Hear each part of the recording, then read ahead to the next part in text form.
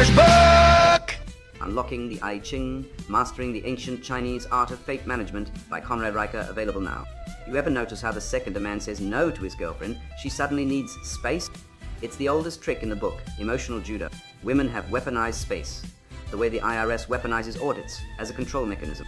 Study after study shows that when men capitulate to these demands, respect evaporates faster than a paycheck in family court. The University of California found that 73% of men who acquiesce to sudden space requests end up ghosted within 3 months. Why? Because compliance reads as weakness, and weakness is the fastest way to the friend zone. The I Ching's hexagram 44, Coming to Meet, warns of this exact trap. The moment you yield unearned power, you invite exploitation. Let's talk about the suffragette myth, the idea that these women were peaceful activists fighting for justice. Bullshit. The British Library's own archives prove suffragettes bombed churches, burned down MPs' homes, and even attempted to assassinate Winston Churchill. But modern feminists whitewash this like a Stalinist purge. Why? Because admitting their movement was built on terrorism would collapse the victim narrative.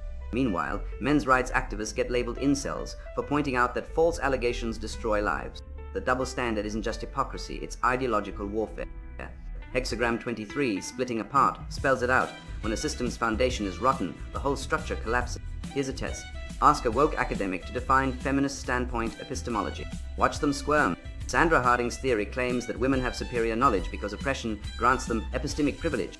Translation: feelings trump facts. But if oppression makes you smarter, why aren't homeless men writing Nobel Prize-winning physics papers? The I Ching's hexagram 30, The Clinging Fire, exposes this nonsense fire doesn't care about your feelings, it burns.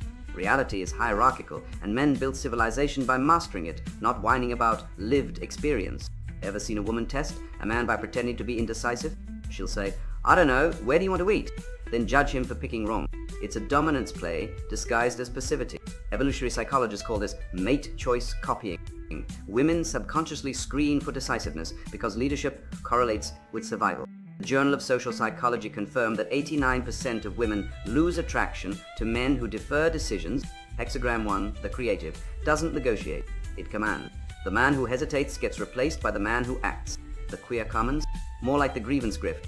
José Esteban Muñoz's theory argues that queer spaces should operate outside capitalism. Tell that to the 1.3 trillion LGBTQ+ market rainbow capitalism funds their entire movement.